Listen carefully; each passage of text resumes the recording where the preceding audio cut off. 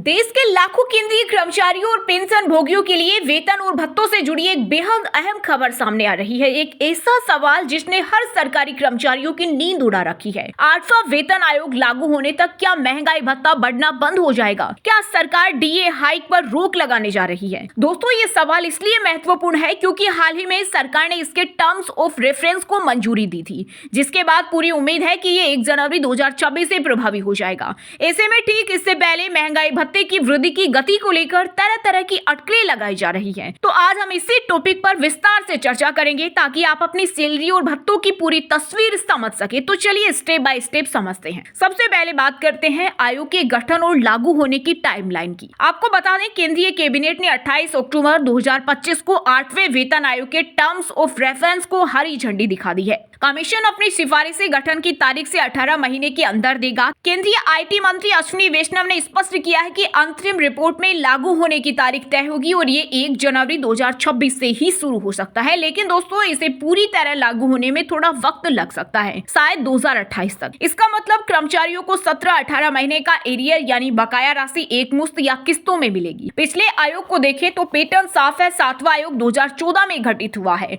और 1 जनवरी 2016 से लागू हो गया। इसी तरह 6वां 2006 में और 5वां 1994-96 के बीच हर 10 साल बाद ये आयोग आते हैं, तो 8वां भी इसी समय आने का तय है। हाँ, नवंबर 2025 तक कोई बड़ा ऐलान नहीं हुआ, लेकिन उम्मीदें कायम है। अब आते हैं सबसे अहम सवाल पर। 8वें आयोग लागू होने तक डीए बढ़ेगा या नहीं? तो जवाब है हाँ, डीए बढ़ता रहेगा। अभी डीए बेसिक पे के प्रतिशत पर आधारित है और हर 6 महीने में यानी जनवरी और जुलाई में इसे संशोधित किया जाता है। वर्तमान में डीए 58% है, जो महंगाई के हिसाब से तय होता है। आयोग लागू होने तक ये प्रक्रिया चलती रहेगी, कोई रुकावट नहीं। लेकिन एक बड़ा बदलाव ये होगा कि आयोग आने पर मौजूदा डीए को बेसिक पे में ही मर्ज कर दिया जाएगा, यानी नई बेसिक सैलरी में डीए का हिस्सा शामिल हो जाएगा और डीए रीसेट होकर 0 में शुरू होगा। दोस्तों, ये हर वेतन आयोग में होता है। शुरुआत में कुल सैलरी थोड़ी कम लग सकती है क्योंकि डीए हट जाता है, लेकिन नई बेसिक पे में पहले से ज्यादा मजबूती होती है, जो महंगाई को ध्यान में रखकर तय की जाती है। फिर डीए धीरे धीरे बढ़ता जाएगा। इससे लॉन्ग टर्म में कर्मचारियों को फायदा ही होता है। चलिए अब समझते हैं वेतन वृद्धि कैसे होगी।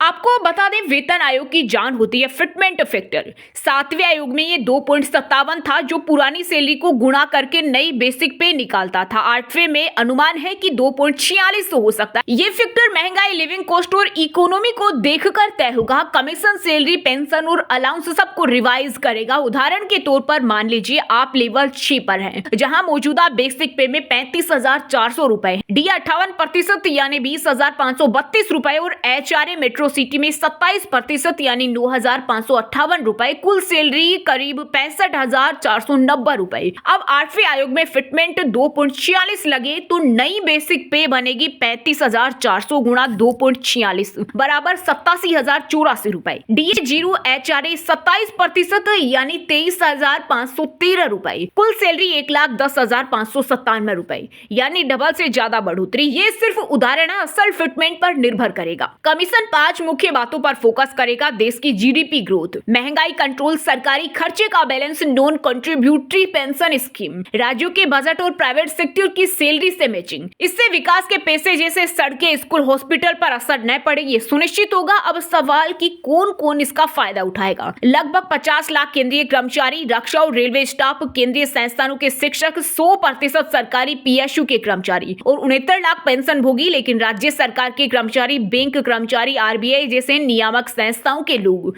और बैंक पेंशनर को सीधा फायदा नहीं। राज्य अपने अलग आयोग बनाते हैं और केंद्रीय सिफारिशें अपनाते हैं, जबकि बैंक आईबीए के समझौते पर चलते हैं। दोस्तों, कुल मिलाकर 8वां वेतन आयोग कर्मचारियों के लिए राहत की सांस साबित होगा। डीए का सफर जारी रहेगा, लेकिन नई सैलरी स्ट्रक्चर से जीवन स्तर ऊंचा होगा। नवीनतम अपडेट के मुताबिक सरकार की अफोर्डेबिलिटी और इकोनॉमी को ध्यान में रखते हुए ये सिफारिशें तैयार होगी। अगर आप सरकारी नौकरी में हैं तो ये खबर आपके लिए गेम चेंजर है। उम्मीद है ये जानकारी आपके लिए काम की होगी। अगर आपके मन में कोई सवाल है तो कमेंट्स में जरूर बताइए। वीडियो पसंद आई तो लाइक करें, अपने दोस्तों रिश्तेदारों के साथ शेयर करें और चैनल को सब्सक्राइब करना न भूलें ताकि ऐसी अपडेट सीधे आपके पास पहुंचे। मिलते हैं अगली वीडियो में। धन्यवाद।